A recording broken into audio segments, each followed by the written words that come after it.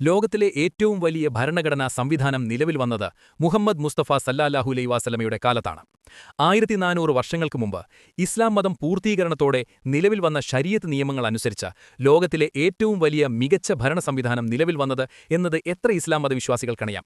ആ കാലഘട്ടം പെൺകുട്ടികളെ ജീവനോടെ കുഴിച്ചുമൂടുന്ന കാലവും അടിമത്തമുള്ള കാലവും ഗോത്രങ്ങൾ തമ്മിൽ കൊലയും കൊള്ളയും പീഡനവും അക്രമവും കാരണം ജീവിക്കാൻ ഭയപ്പെടുന്ന കാലം, മോശപ്പെട്ടവരായ ഗോത്രതലവന്മാർ ഭരിക്കുന്ന കാലത്താണ് ഖലീഫ ഭരണം നിലവിൽ വന്നത്.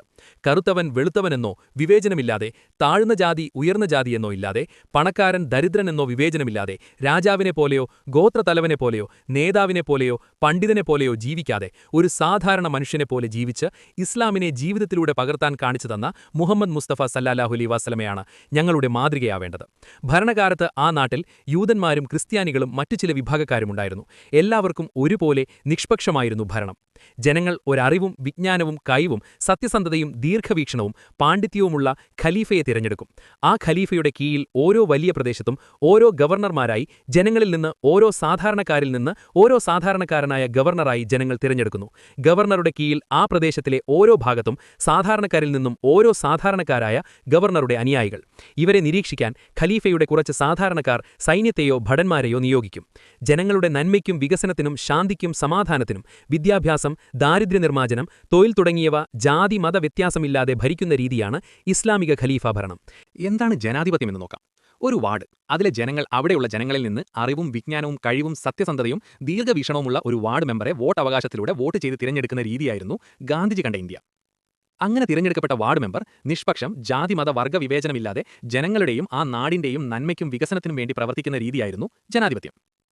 അതുപോലെ തന്നെ പഞ്ചായത്തിലേക്ക്, ബ്ലോക്ക് പഞ്ചായത്തിലേക്ക്, മണ്ഡലത്തിൽ നിന്ന് നിയമസഭയിലേക്ക്, ലോക്സഭ അല്ലെങ്കിൽ രാജ്യസഭയിലേക്ക്, പാർലമെന്റ് എന്നിവയിലേക്ക് ജനങ്ങൾ അവിടെയുള്ള ജനങ്ങളിൽ നിന്ന് അറിവും വിജ്ഞാനവും കഴിവും സത്യസന്ധതയും ദീർഘവീക്ഷണവുമുള്ള ഒരു അംഗത്തെ വോട്ടവകാശത്തിലൂടെ വോട്ട് ചെയ്ത് തിരഞ്ഞെടുക്കുന്ന രീതിയായിരുന്നു ഗാന്ധിജി കണ്ട ഇന്ത്യ. അങ്ങനെ തിരഞ്ഞെടുക്കപ്പെട്ട അംഗം നിഷ്പക്ഷം, ജാതി മത വർഗ്ഗ വിവേചനമില്ലാതെ ജനങ്ങളുടെയും ആ നാടിന്റെയും നന്മയ്ക്കും വികസനത്തിനും വേണ്ടി പ്രവർത്തിക്കുന്ന രീതിയായിരുന്നു ജനാധിപത്യം. ചുരുക്കത്തിൽ, ജനങ്ങളുടെ സമ്മതത്തോടെയും അവരുടെ പങ്കാളിത്തത്തോടെയും ഭരണം നടത്തുന്ന സംവിധാനമാണ് ജനാധിപത്യം. ഏത് മതം വിശ്വസിക്കണം, എന്ത് ഭക്ഷിക്കണം, എന്ത് പറയണം, എന്ത് ധരിക്കണം എന്നുള്ളത് ഒരു പാർട്ടിയുടെയോ മതത്തിന്റെയോ വിഭാഗത്തിന്റെയോ തീരുമാനത്തിലാവരുത് എന്നതാണ് സാരം. നാട്ടുകാരുടെയും വീട്ടുകാരുടെയും അവഹേളനം അതൊന്നും വകവയ്ക്കാതെ കഷ്ടിച്ച് ഊണും ഉറക്കവുമില്ലാതെ കേരള PSC പരീക്ഷയിൽ ചില വിഭാഗത്തിൽ കുറച്ചു പേരുകൾ എക്സാം എഴുതി ലിസ്റ്റിൽ ഉൾപ്പെട്ട കാലം.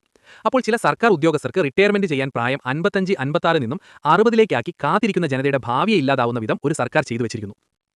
എല്ലാ ജനങ്ങളും അവരവരുടെ കമ്പനിയിലേക്കോ പറമ്പത്തോ ഏതൊരു പണിക്കും ഒരാളെ എടുക്കുമ്പോൾ അയാൾക്ക് പണി അറിയുമോ, അതിന് യോഗ്യതയുണ്ടോ, പണിയെടുത്ത പരിചയമുണ്ടോ, പ്രായമായോ എന്നുവരെ നോക്കാറുണ്ട്. എന്നാൽ ഭരിക്കുന്നതിന് നമ്മൾ കാണിക്കുന്ന മണ്ടത്തരം ഞങ്ങളുടെ കുട്ടികളുടെ വരുന്ന തലമുറകളെ വരെ ബാധിക്കുന്ന കാര്യമാണ് എന്നത് മറന്നുപോകുന്നു.